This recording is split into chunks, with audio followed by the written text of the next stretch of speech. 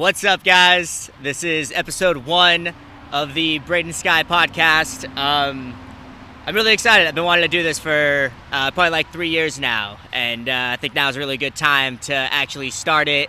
2020 has been a really good year for me, a really good year to do things that I've been wanting to do for a really long time, and we'll get to that this episode. So this episode is going to be different than the usual episode. This episode is going to be 2 parts. The first part is going to be an introduction into the podcast, and I want to say what I'm planning to do with this podcast. Just give you guys an introduction as to why you should or should not care about this podcast. And the second part of the podcast, I've got Stephania here. She's been joining me on my cross-country road trip, which I'll get to in part 2 of the episode, but part 2 is going to be an introduction to me, and I'm just going to go over pretty much all the things that I've been doing in my life and kind of like what has made me me. So I think it was back in like January I made a list of things that I wanted to go over in this podcast. It's pretty much taken over all of my thoughts. We're recording, right? Yeah, we are. Cool. That would really suck if we weren't.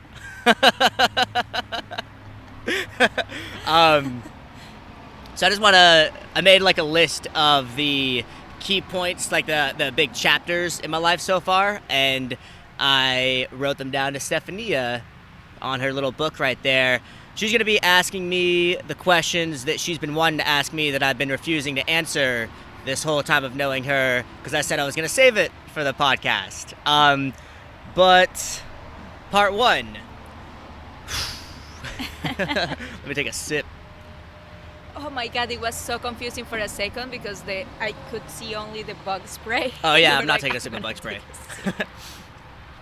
I want to give you guys an introduction to this podcast and to what you guys can expect from this podcast. It's going to be a generalist conversation style podcast with the motto of interesting conversations with interesting people. I've got a million different interests, and I add new interests to my life all the time. And I pretty much want to use this conversation use this podcast as a vehicle to having conversations with people that either I already know or that I don't know yet. Million different interests. I've got some of them written down. Skydivers, so the kind of people I'm going to be interviewing on this podcast: skydivers, scuba divers, rock climbers, general adventurers, journalists, politicians, historians, college professors, master brewer and distillers, DJs, musicians, authors, and general subject matter experts. Pretty much if I think somebody is genuinely interesting and I think having a conversation with them for 1 to 3 hours would be worth other people listening to, then I'll have them on the podcast. Again, the tagline is going to be interesting conversations with interesting people. I'm not going to stick to any particular niche. I'm pretty much just, especially because of how often my interests change, I'm not going to just be interviewing a certain type of people. It's going to be pretty broad. And hopefully I can expose you guys to topics that I think are interesting and that you may not have thought were interesting, like taxes. They're really interesting. Real estate, it's really interesting. Living in an RV or a van, it's surprisingly cool. I'm ready to move on to part 2, if you are. Yeah. Cool. So Stephania, normally, obviously, I'm going to be the host, right? I'm Braden Sky. It's the Braden Sky Show. This episode is going to be different. This episode, Stephania is going to be interviewing me. So, whenever you're ready. I'm ready now. I think you mentioned before that you wanted to talk about the chapters of your life. Yes. And I could really want to know which ones do you consider are the chapters of your life, those. I wrote them down right there. Yeah, I know, but I want to hear them, I'm going to try to read upside down. So, No, come pre-epiphany, on. basic training, raves. So, more specifically, what do you mean by that? I mean, I want to know if you think about yourself, what episodes of your life you can think of. Like, which ones are the big ones? Oh, like off the top of my head? Yeah. I'd say off the top of my head, it would be everything prior to, and I don't want to call it like my epiphany or anything, just everything prior to me having a realization that I need to go live life better. That's chapter 1. All of that's chapter 1. With maybe there might be, maybe a couple chapters within chapter 1. But let's say that's chapter 1. After that, I would say senior year of high school would be chapter 2. Basic training would be chapter 3. Getting out of basic training, and I'd say just 2015 in general, like the stuff I did there, which we'll get into more, don't worry. That would be chapter 4. Chapter 5 would be, can't really read your book. You said off the top of my head? Yes. So without? No, fuck that. I'm going to read the book. No, come on. If you Getting into DJing, getting into stage production, getting into skydiving, starting my first company, running a bigger production company, moving to Seattle would be its own chapter, without a doubt. A sub-chapter of that was when I started my second and third company, the T-shirts company. It sounds like your second company. Second and, well, legally it wasn't a company. I still ran it as the original, like, LLC, but let's call them projects. So my second and third project, then moving to San Francisco and living in an RV, I would lump those into the same chapter as Seattle. Getting into bartending was a whole new chapter. Then the second the coronavirus hit, like March 12th or whatever, is when everything started locking down. That's chapter 8, 9, 10, 11, whatever. That's its own chapter, and that's a chapter that I'm still on right now, and I'm trying to think of when that chapter is going to end, and I've got no clue. You're not supposed to know, you know? Yeah, well, I know, like, when that chapter is going to end is once the world reopens and I can go back to getting a job. And either I go back to living in San Francisco, probably not, or move to Austin, probably, hopefully. But the chapter I'm in right now is pretty chill. Yeah. I'm enjoying it, dude. I'm having a great time. Okay, so by the way, I didn't even talk about what we're doing to make this podcast. So the reason you're going to hear trucks driving by is we're on a cross-country road trip. I think we're in Wisconsin right now. I think so, too. We were in Chicago this morning, and we're going over to... Normally I'll look at you. Right now I'm going to look at the camera, too. We woke up this morning in Chicago. We're on our way to Minneapolis. I don't know where we're at right now, but we're alongside of the highway at a rest stop. So that's where you're going to hear trucks in the back. We're going to try to process that out in post. But if it doesn't work out, you'll hear a truck go by. Okay, let's go back to your epiphany. Yes. Because I've been wondering what that is. Did I actually never tell you? You never told me. You actually said you're going to find out when I start my podcast. Okay. So today you got to tell me. That would probably make sense then. Yeah. So, I'll go over pre-epiphany, pre-realization, whatever first. I was pretty nerdy growing up until this epiphany. Actually, I didn't have a lot of confidence. Wasn't really sure of myself or happy with myself. Huge gamer. I spent tons of my life just wasted playing video games. Call of Duty, all of them. Grand Theft Auto, Halo, RuneScape was a huge one. Looking at my adventurers log, it can actually it adds up every minute that you play on RuneScape. Yeah. And looking at my adventurers log, you can see what that is. And let's say you play an hour a day for 24 days. It says you have 24 hours played or 1 day played. Mm-hmm. Looking at my adventurers log, I had 330 days played on this account. So 8 hours a day for many, many, many years. I was just playing RuneScape and just clicking on trees and just generally wasting my life. Yeah. But as you know, given that we just went to New York and you met all the family there, when I was there, I was with Storm and Wayne. And by the way, Wayne, I haven't even told you this. You helped me out a lot. I'm going to send you this clip. I've never told Wayne this, by the way. You have not? I've told everyone this besides Wayne. Or me?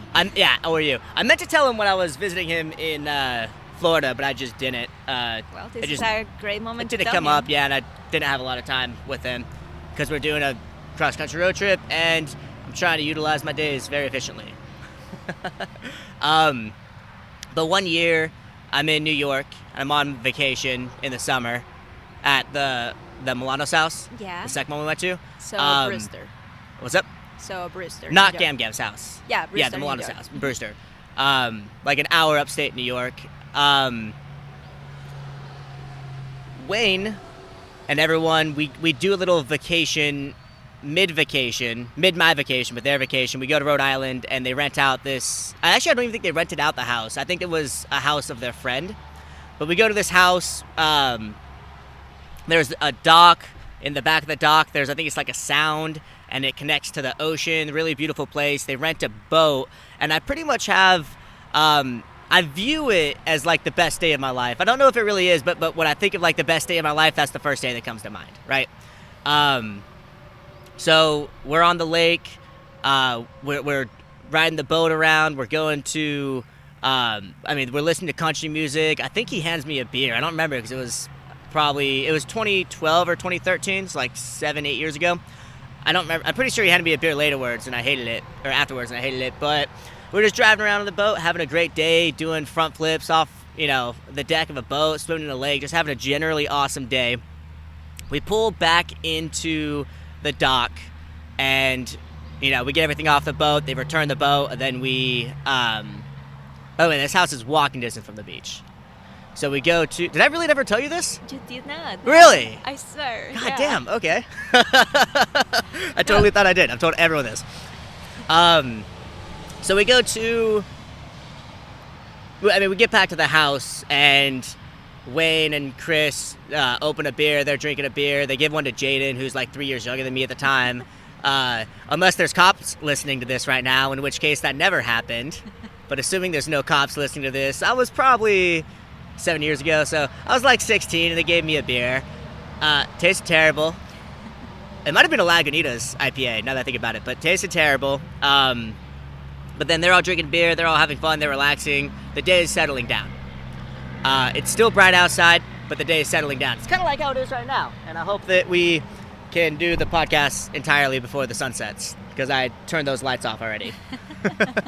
It's good. It'll be fine. Worst case scenario, it's a podcast. People don't even, no one's going to watch this whole thing, to be honest. Thank you if My you're mom still will. watching here. But I go upstairs, and I open up my computer, and I'm like, all right, now's a great time. The day's settling down. Had a great day. But there's a drop party going on in Falador on RuneScape, and I'm trying to get a Santa hat. So I go upstairs, and I'm at the Falador drop party. It's just a part of the video game. Super boring video game, by the way. I'm playing this video game, and Wayne comes up. And by the way, before he comes up, earlier that day I was telling him, I haven't kissed a girl yet. I'm about to go into my senior year of high school. You got to give me some advice. Like, what can I do? Like, how do I get out and be more social? I'm kind of like introverted. Like, what can I do to like live life better? And he gives me some advice. Well, he was like, hey, well, do you talk to girls? And I was like, no. And he's like, well, fucking go talk to girls then, dude. Like, what do you do? It's like, first step to talking to girls is talking to girls. And I was like, wow, profound.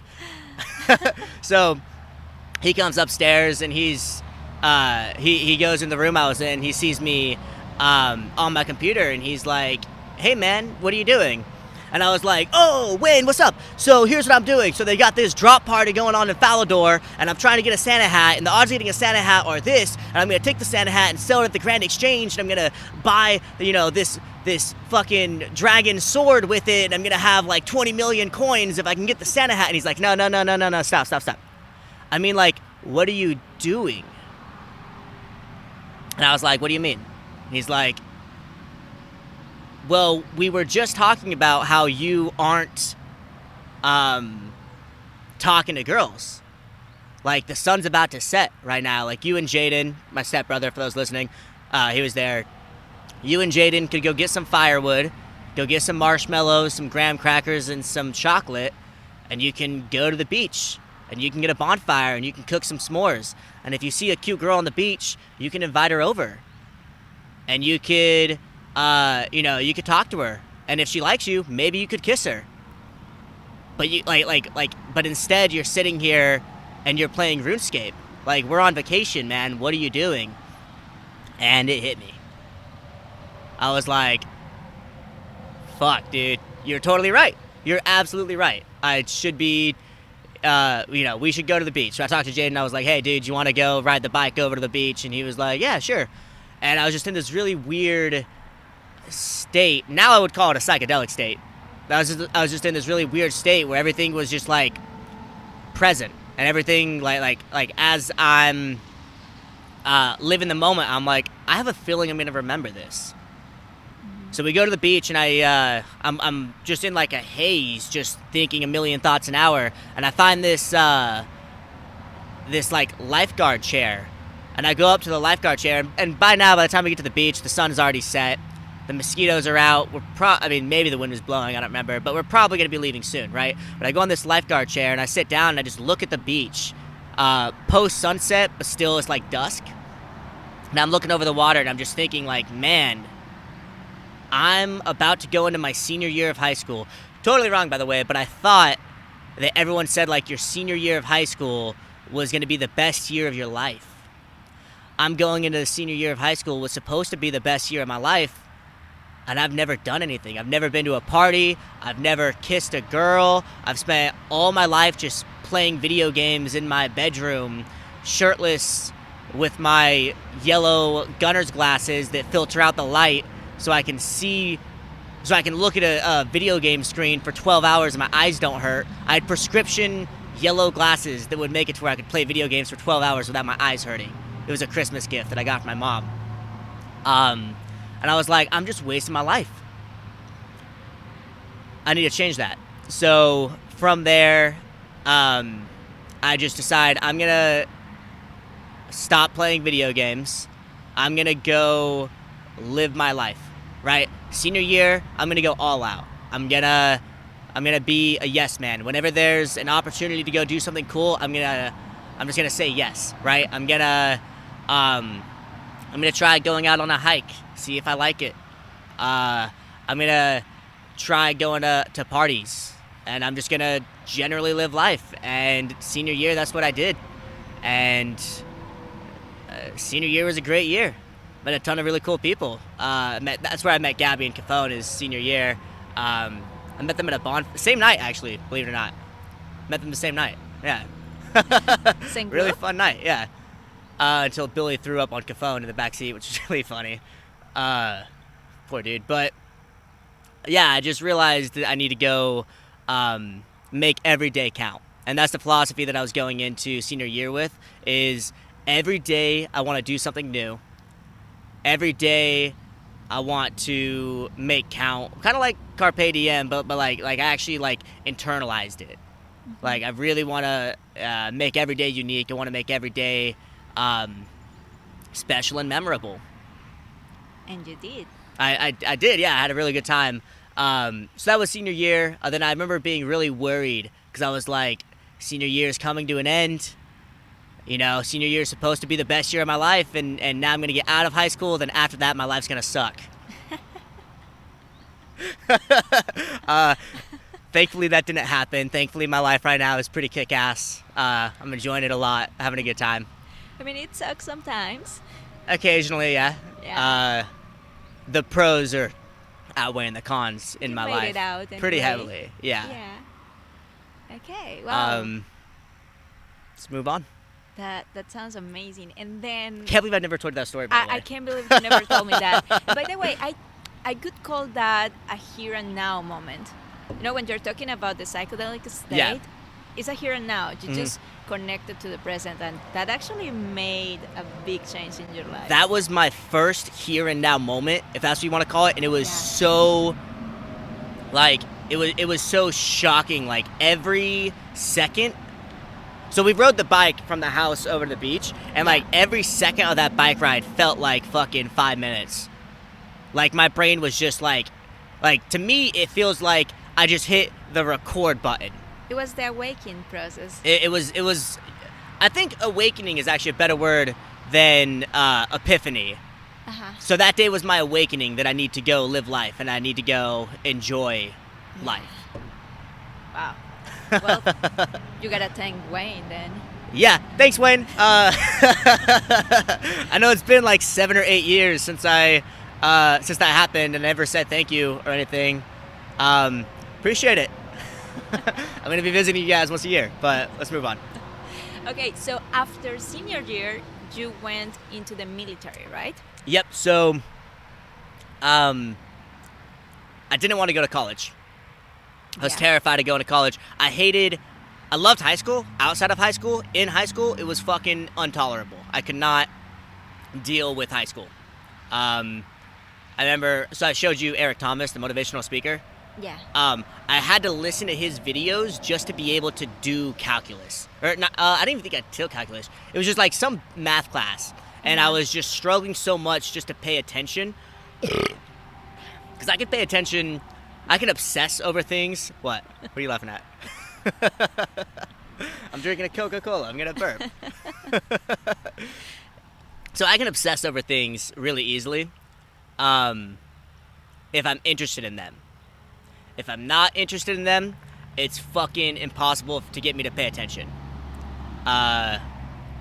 And I think that's either ADHD or I think that's just who I am, right? I didn't fucking care about math. I didn't care about most subjects in school. I cared about psychology because I had a badass teacher. Good to know. Oh, she's a psychologist, by the way. But yeah, we'll do an intro for you later. When I actually interview you, we'll do an intro for who you are. Okay, you can just keep the suspense over Keep the there. suspense, yeah. Yeah, just keep it. Build the tension so people want to subscribe and just, like the video. You don't know enough about me, you'll know.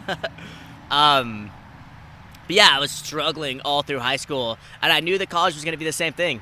And I knew that I didn't want to get student loans, and I knew that I didn't want to get an office job was the big thing. So like how it was like the momentum that I had going into high school after the awakening, where I wanted to live every day differently. Yeah.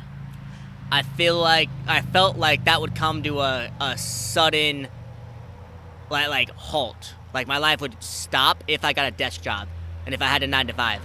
And I was always afraid of that. And I mean, I was terrified of that. That was my biggest fear. Like no shit. Like if you would have asked me what my biggest fear was, it would be having a 9 to 5. Oh my god. And I felt like if I went to college, that's what would happen. So I was trying not to become a loser. And I was thinking, what would be the way of not being a loser and still being like a respectable member of society without going to college? Okay. I'm gonna join the military. So I went to a Marines recruiter's office, and I was like, hey man, I want to join the Marines. And he's like, that's amazing. We're super excited to have you on. You're going to be a warrior, and you're going to be a killer, and it's going to be great. So, and he hands me like these tiles of words like honor, valor, respect, integrity. And he was like, I want you to put these in order of what's most important to you. And he just came off like in a way that I was not receptive of. Okay. You didn't connect with that. I didn't connect with him at all. Okay. And I was like, all right, so let me figure out what I want in life. Not that. That's not it. That's definitely not it. I don't know what I want in life yet. That's not it. So I went to a Army recruiter's office. And he was telling me about the National Guard. And he was like, oh, it'll be great, dude. You only serve 1 weekend a month. 2 weeks in the summer, it'll be great, dude. You'll have a good time. You'll shoot some guns, hang out with your buddies, throw some grenades. I was like, that sounds awesome. And I was like, what jobs are available? And he's like, you could either be a truck driver, and guaranteed you're going to deploy, you're going to go to war. By the way, truck driver is the most dangerous job in the military. I hear that before. It's the most deadly, like, because of the IEDs. Yeah. He was like, yeah, you can go do that. Just drive big trucks on highways packed with IEDs, or you could be a cavalry scout. And I was like, I don't know what that is, but that sounds cool. Let me do that. Were you a good driver already? Were you driving a lot? I mean, depends on who you ask. If you asked me, I'd say yeah. How about your mom? I don't think she'll ever say I'm a good driver. I mean, I think now I think I can humbly say that I am a good driver, Yeah. given the 250,000 miles that I've driven. But I think if I was driving with her and I did something not great, she would still do like this thing, just given the fact that she's my mom. But Yeah. let's say yeah, I was a good driver. Okay. But I was like, I don't know what a cavalry scout is, but that sounds badass. I'm gonna do that. And my other options were like electrician or plumber, and I was like, definitely not doing that. And honestly, I think the biggest reason I joined the military was respect. I wanted to be able to tell someone I'm in the military. And when they would be like, oh, what's your job in the military? That was one of the big deciding factors for me going cavalry scout. I wanted to say something that sounded cool. I was like, a cavalry scout? I didn't know what the fuck that was, dude. I didn't know you're on an OP doing reconnaissance. It was just the only combat one. It was the only soldier-y Sounding one. one, yeah. So, joined as a cavalry scout, went to MEPS, told the recruiter was like, hey man, you ever smoked marijuana? And I was like, yeah, I have. He's just, shh. Hey man, have you ever smoked marijuana? Yeah, I have. I just told you that. He's like, shh, no. Have you ever smoked marijuana? Who was that? And my dumbass was like, yeah, I have. He's like, say no. Say no, you fucking idiot. I was like, oh, no, I never smoked marijuana. And he's like, great. Do you have ADHD? And I was like, I do. And he was like, no, you don't. Just like going completely above my head. He was like, no, you don't have ADHD. Are we still recording? Yes, we are. You obviously had. Very bad ADHD, but he was like, you're going to go to MEPS and you're going to say you don't have ADHD and you're going to say you've never been injured, you're going to say you've never smoked marijuana and you never drank because you're under 21. And I was like, oh, so just like lie. And he's like, exactly, perfect. Now you're onto it, finally. Fucking, You got it. You're Yay. thick-headed. And then I do that, and I think it's like July. And then I go to basic training in September. And I don't really care to talk about basic training this episode. Mm-hmm. I like the way I say this episode. Because it's the first one. No, like just like the way my voice sounds saying this episode. Oh, okay. Yeah, Okay. but I don't really care to talk about that this episode. Maybe I'll talk about that in other episodes, maybe not. But I get out of basic training in January 2015. Then after that, just have a great year. Yeah, but basic training actually changed your life a little bit. Being in the military definitely changed my life. Basic training, not so much. Okay. Right after I got out of basic training, I just wanted to go to raves. Okay, then tell me about raves. Great segue into chapter 3 that I wrote down there for you. I'm great at that. So, from basic training, we had a thing called Christmas Exodus. Uh-huh. Because I was there during Christmas. By the way, you got a mosquito above you. That's cool. Alright, yeah, I got mosquito spray. Get out of here. No. Hope that didn't fuck up the camera. But yeah, that mosquito Yeah, did not like Christmas. that mosquito spray. No, it didn't. No. So, Christmas Exodus, you leave base for 2 weeks to go home, see your family for Christmas. There was a rave that I went to for Christmas Exodus. It was at Brooklyn Bro. It wasn't Zomboy. I think Zomboy was the second one. But I started going to raves because I was it into like your first one? yeah, Oh wow. yeah. Because it was when I turned 18. You know, I turned 18 in basic training. Yeah. Okay. Yeah, so I go to the rave, have a great time, and I'm like, I'm gonna do this all the time. And all my friends that I was with at the time were also ravers, so it's like, okay, that's my new life. I'm just gonna transition into DJing. Well, it makes sense. I mean, you went to Yeah. raving. How did raves like incentivize you to go DJing? Well, I just had an obsession with electronic music. Okay. I was like, this music is the shit, and this is what I want to do. So I was hanging out at one of my friend's house. You never met him, and neither did anyone listening. So I won't say the name, but I was hanging out at one of my friend's house, and a different friend comes home, and I'm like, hey, CJ, what are you doing tonight? We're going to go try to have fun, do something. You know, do you want to come with us? And he's like, oh, no. I think tonight I'm just going to practice DJing. And I was like, what? And he's like, oh, I'm a DJ. I got a DJ table upstairs. I'm trying to get better. Tonight, I'm going to stay in. I'm just going to DJ and just have a chill night and just, you know, mix music together. And I was like, that's a chill night for you? Like, that sounds like the best night ever. For me, that sounds like a fucking dream. And he was like, yeah. Well, then do it. So I downloaded a program on my computer, Virtual DJ, and get into mixing songs just on my computer. And first time I ever DJ'd in front of people was July 4th.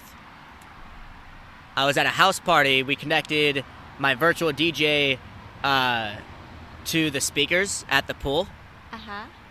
Everyone was in the pool. I had, I think, like 6 songs downloaded. The big one was Tremor by Dimitri Vegas and Like Mike. Okay. And I played that song probably 15 times that night. And everyone loved it every single time. Really? Yeah, because, I mean, they were all rolling, but... Okay. You got that little help in there? Yeah, and I got a little taste of what it's like DJing in front of a crowd, and I was like, this is so much fucking fun. I want to do this. Like, this is what I want to do with my life. So, fast forward a couple months, I wanted to get a $100 DJ table. I was making $10 an hour at Dream Racing, and I saved up fucking a lot. Bought the DJ table, then realized, oh, I also have to buy a $100 program to use it. Serato. And I was like, fuck. So I saved up for that. And started DJing with that. That turned into me buying a $1,000 DJ table a year or two later. That turned into me buying $15,000 worth of DJ equipment and starting my first company. Which is a production company, right? Yeah, so it was, I called it High Energy Event Productions. It's a great name, by the way. Yeah, I was stoked with it. Not as great as my first DJ name was gonna be. Did I tell you what my first DJ name was gonna be? No. So, I think I did actually, but I'll Which one? say it again. So I was trying to figure out like what a cool DJ name would be for me. Uh-huh.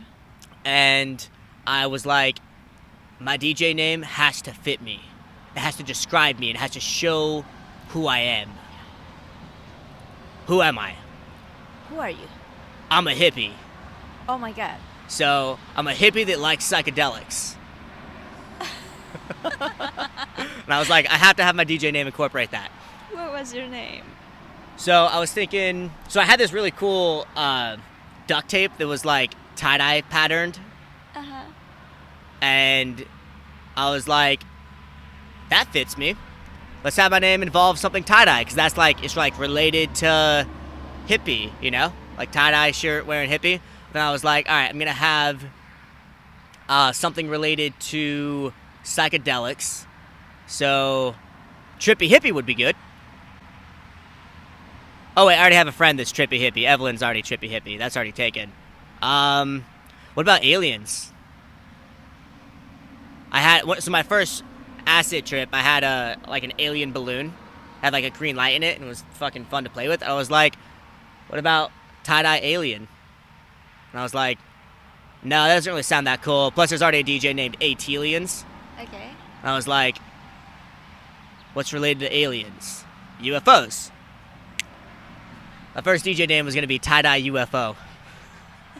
But you never used it. No, I never used that because I realized, I was asking people like, hey, do you think this is a cool DJ name? And no one thought that was a cool DJ name. But then I realized, by the way, I hated my middle name. My birth middle name, You Sky. did? I hated it. No way. Up until I decided to make that my DJ name, I hated it. So I was born Braden Sky Placencia. Sky's my middle name. Placencia was my last name. Yeah. Then I,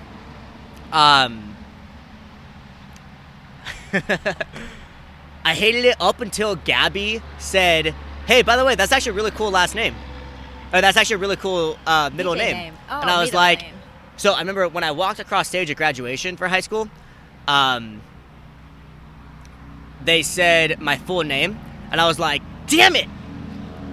I didn't want them to say my middle name. I didn't want people knowing that my middle name was Sky. I only wanted people knowing that my middle name was Placencia. Okay.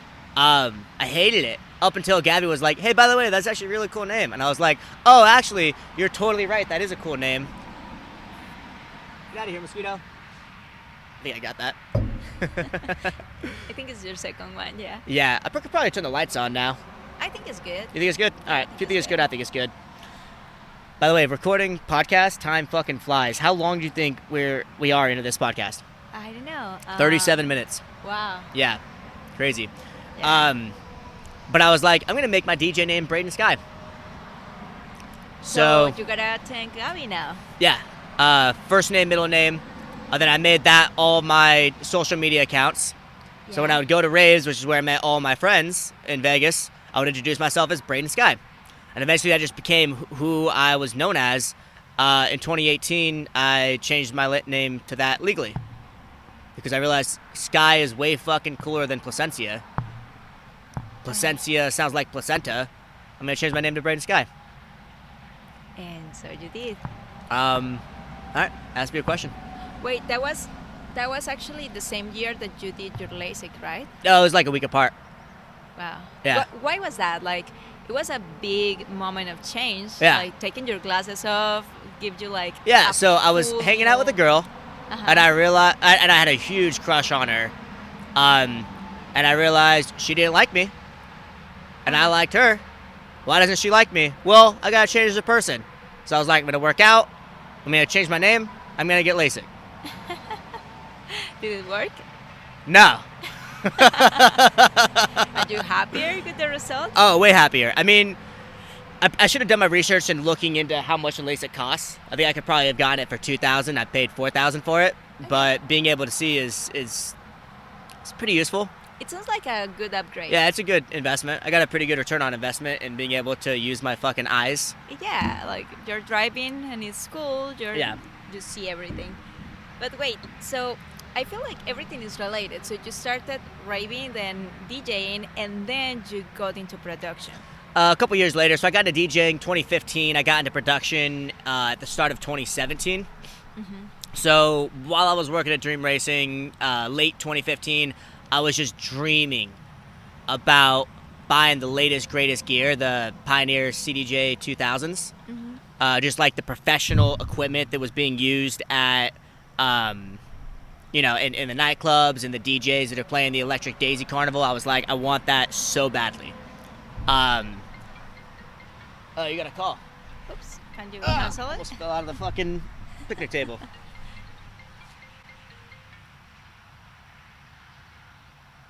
We got 2 recordings for your video, but you can edit that. That's cool. That's cool. I threw my phone in airplane mode. By the way, probably would have been a good idea for you. You could have so many. Yeah. So I was just dreaming about one day being able to get the Pioneer CDJ 2000s. I got into production, just working at this terrible production company, and they had CDJ 2000s they would rent out. Mm-hmm. And literally, I would clock out of work there, and that was called Dream Entertainment. Okay. And I would just look at the CDJs, and I was like, oh my God, it's so amazing to even be in the presence of this DJ equipment. Wow. So I start becoming friends with some of the promoters of the companies that threw the raves, Jam Nation specifically, and they hit me up one day. Or no, they didn't even hit me up. They hit up Twitter, and they're like, hey, guys, does anyone have DJ equipment that we can use for a show? It's going to be at the Hard Rock side stage. And I was like, me. Please use my equipment, dude. Like, I'd be so stoked. So I had the $600 DJ equipment, and I let them use it. Yeah. It got stolen at that show. Okay. Yeah, someone took it. I'm going to move the fucking microphone up, by the way. Yeah, that's cool. Use that one, yeah. Boom. Yeah, that feels more natural. Perfect. And that's the day I met Nesta. He's going to be one of the guests on the podcast, probably guest 2, 3, or 4. Definitely one of the earlier ones. Super cool dude. I'm stoked for that podcast. Stoked for that interview. But, I mean, my shit got stolen. That sucked. About $600. But that was after I already had the $1,000. Or no, that was like a week before I bought the $1,000 equipment. So I was like, no big deal. But from that, I met Nesta, who owned a company called Final Source Production, which is let me get this fucking pop filter working. There we go. Owned the company that I became CEO of. Yeah. That's how I met him. And from that, I started doing production for all the big raves that I was going to. So the raves I was going to was run by Ravelation and Momentous, that's now Collective Zoo. And I was just dreaming I want to do production for those guys so bad. And Nesta was my ticket into doing that. Wow. So I met him through that. Then I decided, he really inspired me in a lot of ways, but one of the ways is I realized that I want to do production like how he does it. It's fucking pop filters, not being cooperative. I want to do production like how he does it. So, I already forgot what I was saying. So you were It's fucking pop filter, dude. I know. It's first time, you know. Yeah. So you started working with him in Final Source. Yes, I started working with him as Final Source. While doing that, I realized that you could do the buy and rent model. Yeah. Hey, buy something, rent it out. So I was working with Black Sheep Rave and Endless Journey, and I had the idea, hey, how about I just go take my mom's credit card and spend $15,000 on it with her permission and buy, $15,000 worth of DJ gear and speakers, buy the latest and greatest equipment, and then rent it out to them. Okay. And I don't even care to make money. I just want to be able to pay for the CDJs. I just want to have CDJs, which is like the DJ equipment. I just want to have CDJs in my room that I can mix on. So I did. So you did. Wait, so that was after you were already working? I was already working with Nesta when I started that company. It wasn't a conflict of interest for a little bit. And then it became a conflict of interest. I was renting out to people that he didn't really care to rent out to. He wanted to do the big, like, $10,000-$20,000 events. Yeah. I think. Was that how much they would cost? I want to do the events. Get the fuck out of here, mosquito. No, my face. I'm not going to hit you, don't worry. Okay, I'm going to give a force field for us. Yeah, watch out for your drink, though. That's fine. I'm not going to finish it. I was renting out to a couple people that weren't his clients.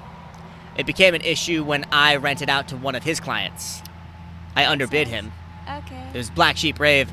I think he was charging like $300 for the rental. I was charging $200 per night. Okay. So they went to me, and that's when it became an issue. We talked about it. We settled it. It's like, all right, I'm not gonna poach any of your clients. That'd be a dick move, right? Yeah. We can run this. We can run both of our businesses together. Then a month or two after that, he came up to me and was like, hey, Braden, let's meet up at the park tomorrow. I want to talk to you about something. And immediately I was like, he's going to let me run his company. Like, I didn't even know how, but I was telling my mom that night, and I wrote in my journal, I'm going to go talk to Nesta tomorrow, and I've got this weird feeling that he's going to let me run his company. So the next day, I go to work at the skydiving company. We'll get into that later.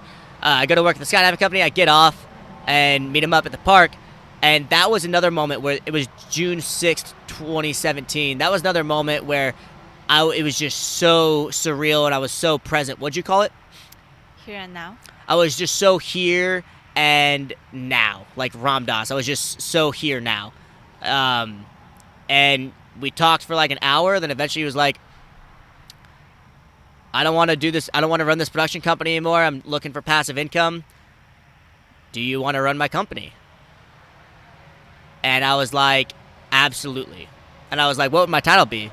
And he was like, you can have whatever fucking title you want, dude. I don't fucking care what your title is. I just want someone else to run my company so I can start other companies. And I was like, does that mean I could be CEO? And he was like, yes. Yeah, sure. That means you can be CEO. And I was like, yes, I'm the CEO. I did it. I made it. I'm talking too loud and I'm clipping, redlining a little bit on the audio, but it's exciting. I was like, wow, I'm going to be CEO at 20 years old. And it was a really cool company. So at that point you were doing skydiving and running the company. Yeah, so I was packing parachutes at Vegas Extreme Skydiving. Then I did that for 2 more weeks. Okay. Then Nesta was like, hey man, so let's back up a little bit. while I was working for Final Source, I was also working for Vegas Extreme Skydiving. So the production company and the skydiving company. Yeah. I was working for both of them at the same time. And I would, in the morning, pack parachutes for skydivers, for tandems. Then at night, I would go build stages for concerts. And on the weekends, where it was busy for both, Friday morning, be there at 7 a.m., pack parachutes until 2 p.m., or 4 p.m. or 6 p.m., whenever, however many parachutes needed to be packed. And then after that, I would head straight to the concert venue, build the stage, start at 6 p.m., build the stage until, before the show starts, attend the show until 2 a.m., take the stage down until 6 a.m., drive back down to Sloan, where the skydiving company was, then pack parachutes with the all-nighter. Then, if there was another show, go to the other show. There'd be some times where I would be, within 72 hours, I would, like Friday, Saturday, Sunday, for 72 hours, I would sleep maybe 4 hours and work 40 hours in 3 days. It was pretty intense. That sounds really intense. It was really intense. Fun times. I bet. Really intense. I mean, the two things sound really intense because you were like skydiving and at events. Yeah. It's high energy in both. How did you keep up with that? Like, how can Caffeine. you... Oh, okay. Yeah, caffeine and just liking what I did. I enjoyed it. So if I didn't enjoy it, I gotta move this because I'm like slouching over. It's like ruining my body position. There we go. Yeah. Now I don't look like I'm That's weak. what I meant with put it up. It needs to be close to your Fucking mouth.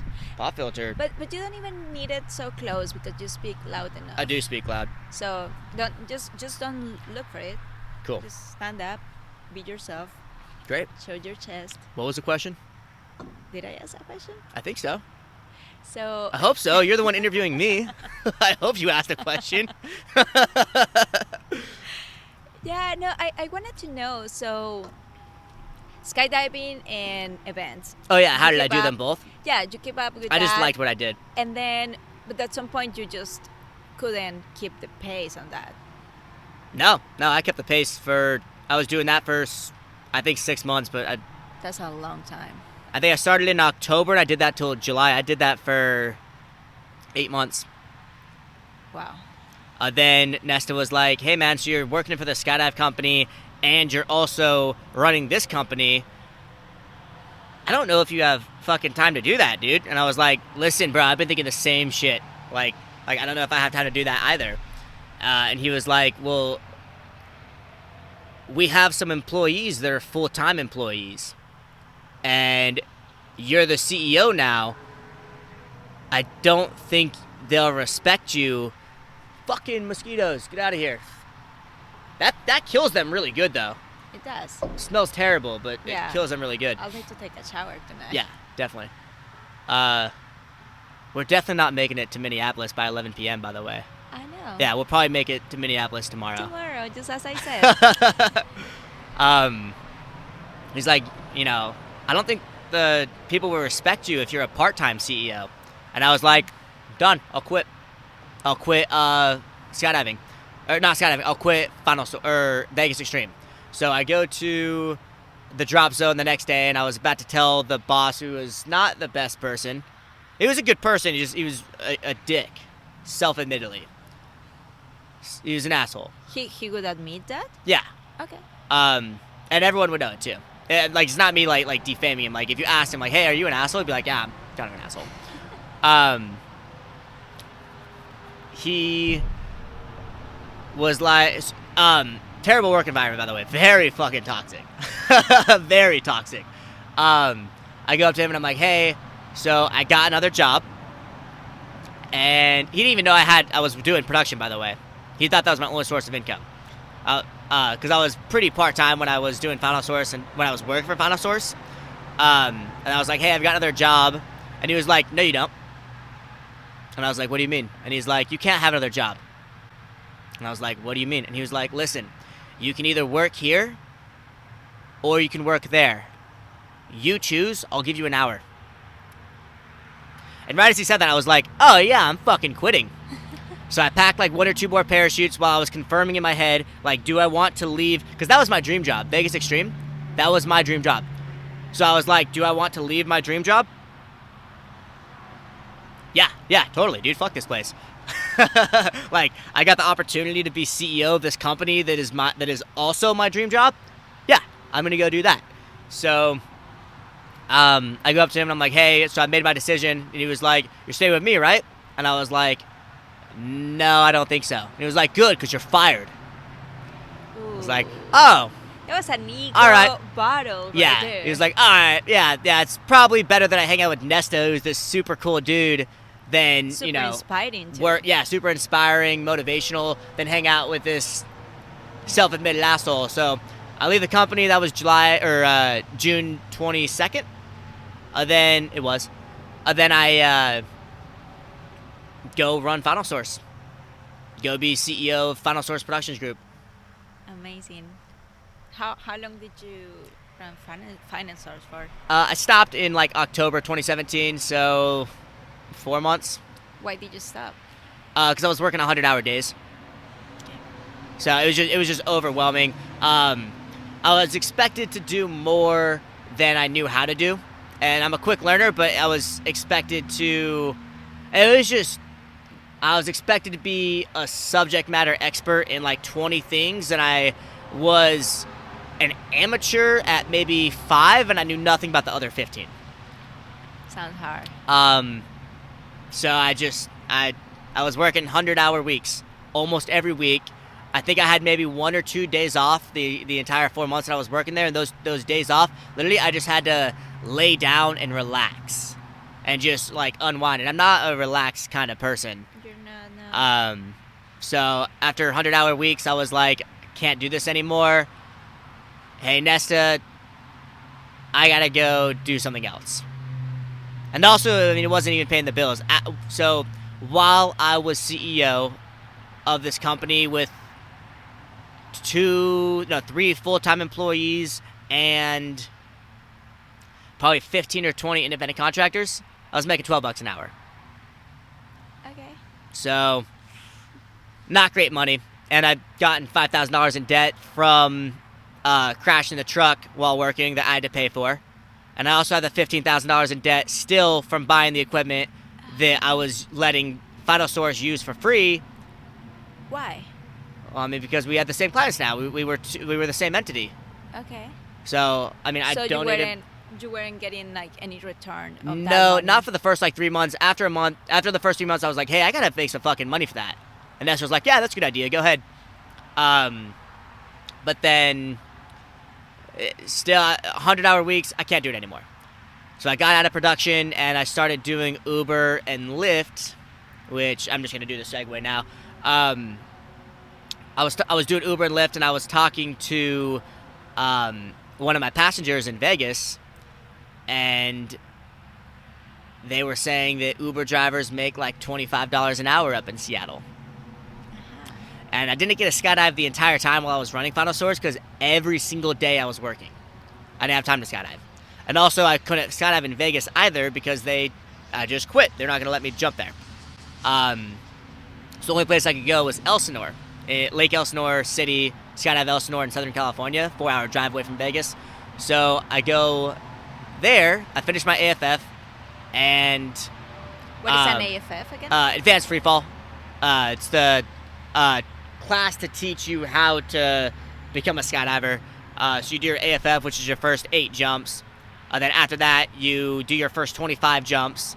Then once you do your 25th jump, assuming you passed AFF, you did the written test and checkout dive or checkout jump. Then you get your A license, and it'll let you be a solo skydiver. Okay. So I got a decent amount of AFF done for free at Vegas Extreme while I was working there, but I think I got to level like 7 out of 8. So I finished level 8 at Lake Elsinore. While I was there, met this dude who was telling me he was a manager at a drop zone in Washington. And he was like, hey, man, you ever heard of Skydive Toledo? And I was like, nope. And he was like, oh, it's this place up in Washington. It's near Seattle. Great vibe, kind of similar to this, and I love the vibe there. He was like, you should come up one summer and live out of a tent. And just, live in the tent at the drop zone and just skydive all day. And I was like, dude, he was like, the weather's perfect. It's 70 and sunny every day. And I was like, dude, that sounds like the fucking coolest experience that anyone's ever told me I should do. That in tandem with someone telling me Uber drivers up there make $25 an hour, I was like, I'm going to do it. So I went that summer, 2018. I do a month of military training, XCTC in Boise. Then I go back to Elsinore with the plan of, hey, I'm going to go move to Seattle. I go back to Elsinore, get my A license, start my YouTube channel. Oh, you started there? Yeah, literally the day I got my A license is when I started my YouTube channel. Okay. And the reason for that is I was like, I want to start my YouTube channel eventually. I think it'd be really cool to say that I started my YouTube channel the day I got my A license. That was the only reason. So I got my A license. I bought a GoPro from Guitar Center. Then I spent 2 hours recording a 2-minute terrible video. Because the first video is always terrible. This one is actually not terrible. This podcast is actually pretty chill. It's like I feel like, and let me know if you feel different, I feel like we're getting the whole podcast thing down pretty good. Like, yes, I feel like it's natural. I feel like we're just I feel like I'm talking like how I do talk. I don't feel like I'm being, too like, so anyway, so what I was doing, like, I feel like I'm actually being natural, Yes, you are. And cool. That's what I was hoping for. But I go to Elsinore. I decide I'm going to move to Washington. So I drive from Southern California to Denver. I go to a Zed's Dead concert at Red Rocks Amphitheater. Then after that, I drive through Oregon, drive up Washington. I drive past Skydive Toledo. No one's there. They didn't know I was coming. I didn't tell anyone. I had no communication with anyone. They just said, hey, come here, live out of a tent. And I was like, that's what I'm going to do. So I go 20 miles up north the highway to a place called Chehalis. Or it was a town called Chehalis. I go to the Walmart. I buy the tent. I didn't have the tent at that point. You just drove? Yeah, I just drove. Okay. I just had my clothes in my car and that's it. So you were like, okay, Mom, I'm moving out. Moving to Seattle. Moving to Seattle. Yep. I'll see you later. Moving to Seattle. I'm starting this second company. Second and third company. Oh, because that was happening too. Same timeline, yeah. Okay. All right, so you get your tent and you go back to Toledo. What did you do? Yeah, so I drive to Toledo. It's probably midnight. I set up a tent right in front of the visitor center. And I get a mattress in my tent. And I set it up right in front of where customers go. And I go to bed. Absolutely convenient. Yeah. Yeah. Yeah. Totally not disrespectful. No, not at all. No. You're not going to interrupt the flow in there, no. In the morning, I hear someone outside of the tent saying, like, what the fuck is this tent? Like, what is this tent doing there? And I open up the tent, and I'm like, hi, guys, I'm Braden. Surprise. I'm going to be living here now. And they're like, hi, who are you? And I was like, somebody that I don't remember their name, and I still don't, I think his name's Tim. I don't remember their name, but someone told me I should live in a tent here and do some skydives. I'm a fun jumper, and I want to go skydiving. And they're like, okay, great. Manifest is over there. Can you move your fucking tent, dude? Like, you're kind of like 100 feet away from our parking lot. And I was like, yeah. So I move it over out of the way. And then I start jumping for probably 2-3 days. I do a couple skydives, but I was also running the company that, by the way, I guess we're not even talking about that this episode. We're blowing right fucking past that. So I'm starting a company trying to sell t-shirts online and also trying to source products from China, sell them on Amazon. That was in the same moment too. Both those companies were the same time. Okay. I was running them both at the same time. Okay. So I'm living out of a tent, and I hire an employee from the Philippines to design t-shirts for me. I wanted to start a t-shirt company called the Skydive Life and sell t-shirts, print on demand, online. So I take out a $5,000 loan after I listen to a David Goggins podcast with Joe Rogan. I then I We could talk about that in a different episode if we feel like it's important. But living out of a tent in Toledo, I'm like $5,000 in debt from the commute up there, and I don't have a job. I can't do Uber yet. Smells like fucking shit, dude. What is that? It's really bad. That smells terrible. They just opened up a porta potty or something. It Oh. actually smells more like gas. Yeah, it smells pretty terrible. I wasn't skydiving anymore, so I was just living at this drop zone for free. You didn't have money then. I didn't have any money. No, I was in debt. I couldn't work, so I wasn't skydiving.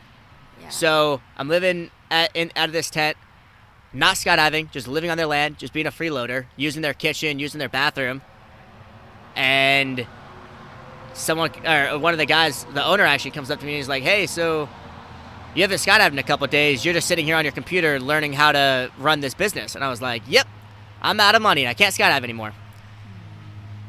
And they're like, "All right, we're going to start charging you that." Oh, no. So they start charging me once they realize, oh, this guy's going to live here all summer. This guy thinks he can just live on our land for free. Like, hey, you got to pay us $12 a day. So I'm like, all right, that sucks, but sure. Then, like, a couple days later, I'm literally just spending all day just trying to get this company running. I built a home office in my tent, which, by the way, I'll leave a link in the description. I recorded a video showing the tent, tour of the RV, or tour of the tent. I'll leave a video in the description. I'll put that in the show notes if the people listening want to watch that and just see what the tent looked like. But I had like a home office set up there, and I wasn't jumping. And the owner comes out to me and is like, "Hey, man, we didn't tell you could use the power. Like, you're plugged in, you're using our electricity. Like, we didn't tell you could do this." And I just started feeling really unwelcome and started feeling like I was being a freeloader. Mm-hmm. So I tell them, "Hey, I'm not going to skydive anymore because I don't have any more money." And the guy's just like, "We have this fucking freeloader that we have to get, like, how do we get rid of this guy?" And I just get that vibe, I just feel it, and I'm like, all right, I gotta go. So I pick up everything, pack my tent, move to the forest. So I lived in Capitol State Forest for like a week. Didn't have enough money to pay for the campgrounds. So I was just hoping that no rangers came by. Oh shit, the fucking gimbal died. The gimbal that I was using to hold the phone, I don't know why I tried using a gimbal, but the battery died. I'm just gonna go buy like an actual iPhone holder that won't die. It's pretty dumb using the gimbal, but I thought it looked cool, so whatever. We're gonna hurry up the podcast because I'm gonna blow through actually the rest of the podcast because sun's starting to set and I want to finish up. So Yeah. So finish telling me. I'm just gonna fucking summarize everything real quick, actually. Yes, please, go ahead. So I'm living in a tent in Capitol State Forest. I realize, and I'm about an hour and a half away from Seattle. And at this point, I was doing Uber and Lyft in Seattle. I moved to Fort Lewis. They have a campground there where I can set up my tent, live out of my tent. But they charge me $12 a night. And every 2 weeks, I had to move the tent for some reason. So that was a pain in the ass. To a different campsite, like right across the camp. It was weird. So I was living there for a month. After that, I realized I'm gonna... by the way, you can only be there for 30 days a year. So I was on day 30, and as I was packing up the tent, I was like, I don't know where the fuck I'm gonna go live. Like, I can't think of anywhere near Seattle to, just pitch a tent, unless I want to be, like, legit homeless and just live on the streets, which I don't. I was like, I have no clue what the fuck I'm gonna do. And I thought about it, and I was like, I'm gonna live in a storage unit. And I was stoked. And I called my mom. And I was like, "Hey, Mom, I've got a great idea. I'm going to go live in a storage unit." And she was not stoked. I can see why. She was not super stoked that I was going to go live in a U-Haul. Your poor mom. Oh, my God. She did not approve of any of this, by the way. She was not super happy. So I called a bunch of storage unit places, and I was like, "Hey, my name's Braden. I'm living in Fort Lewis right now. I'm kind of homeless, but like I'm not like a homeless person. Like I'm just homeless. Like, I'm gonna live in your storage unit, and I was wondering how much it cost to do." And they were like, no. No, you're not. No, you're not going to do that. And I was like, what do you mean? Like, why can't I just set up my bed? Like, it's a small bed. It's like an inflatable bed. It'll be fine. I'm going to be a nice tenant. I'll be a good roommate. They're like, yeah, that's like actually illegal. Like, there's like zoning laws. You can't have people living in businesses. Like, you can only have people living in residential areas. This is not a residential area. This is West Seattle. This is, I mean, there were residential areas near there, but that specific building was designated as non-residential. It's industrial. So you can only have industrial places there. So I was like, okay. And there was a couple days before that where I was just sleeping in my car in Seattle because it was like an hour commute from Seattle to Fort Lewis where the tent was. And I spent a ton of nights sleeping in my car prior to that while traveling. And I was like, wait, why don't I just live in my car? That sounds like a good idea to me, right? Right. So I did. So I was like, well, I have all this shit. I got a table, a tent, a mattress, a bunch of clothes, a fan, a generator. Everything that you can watch at Tour of the Tent. Link in the description. Don't forget to smash that like button. By the way, I said I'd never say that on YouTube. I just did. But I just rented a storage unit, and I threw all my shit in the storage unit, and I was like, I'm just going to live in my car. And for so good. you did. And I told that to my mom, and she was still not super stoked about that solution. So I was living in my car, doing Uber in Seattle. I was literally in my car 22 hours a day for 4 months. Okay. So I slept in the passenger or in the driver's seat of my car, cranked the seat back, had a blanket, had a pillow. Not great. I would wake up almost every night. Maybe sometimes a couple times a night. My legs would be vibrating. They would be numb. I'd have to like stretch out, stand up. Not great, but I was parked in Northgate. So when someone says where did you live in Seattle, I would just say Northgate. And I was doing that for 4 months while I was in Seattle. I had the same thing that I had when I was in Vegas where someone was telling me, actually no one even told me. I was looking up what the best city to do Uber would be, and I found out it's San Francisco. And I read an article where this dude was saying he makes $100,000 a year in San Francisco, and I'm in debt, and I'm spending all my time learning how to not be in debt and learning how to fucking bugs, dude. You're gonna have to clean your computer after this. Stinky bug spray everywhere. I'm just gonna fucking spray my arms real quick. It's not gonna have any mosquitoes on it, any. So, living in my car, I realized San Francisco is going to be the move, and I wanted to upgrade my lifestyle. I didn't want to live in a car anymore, so I wanted to live in an RV. So, I had the idea, I'm going to move to San Francisco, and I can buy an RV contingent on 2 things. Number 1, I have to make sure that I do make enough money in San Francisco to justify buying an RV for $25,000. And number 2, it's a big city. I have to make sure it's legal and that I can find a place to park it. So I moved to San Francisco, having only been there once before. By the way, when I moved to Seattle, I was never there before. Yo, fuck out of here, mosquitoes. And yeah, found a place to park the RV. And you found it. Yeah, I'm not going to say the name of the street in case I move back there, but the street that I lived on. Yeah. Found that place. Just from the beginning. Great street. So I was living in San Francisco for a year and a half. Got into bartending. I'll tell the long story in another episode because there's a bunch of mosquitoes here. And I think the podcast quality is going down now because the lighting is going down. I'd rather have high quality and the episodes. Number of cell phones too. And we started with 2 cell phones. Now we're down to 1.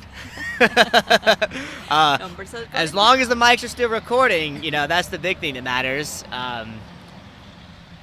But I was bartending in San Francisco, having a good time, rock climbing at Mission Cliffs, hanging out with you. Then coronavirus hits. The coronavirus, the big scary Rona. So coronavirus hits. I was bartending at a concert venue in San Francisco, SF Jazz. They close. They lay me off. They say, hey, sorry, we have to close. The city of San Francisco just ordered a mandatory shelter in place because of the virus. And I was like, wow, that's fucking crazy. What crazy time. So I'm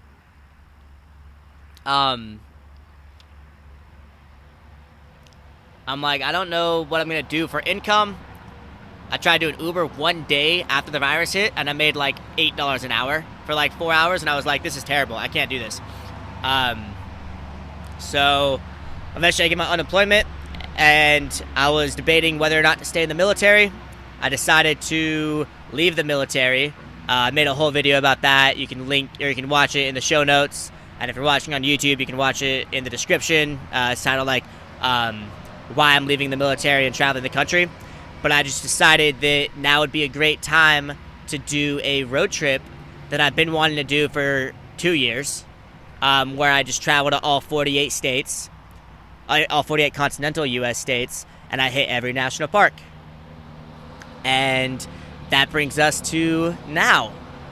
I think I'm on state maybe 30, 35. I decided I'm not going to hit every state. Instead, I'm only going to hit the states that are good.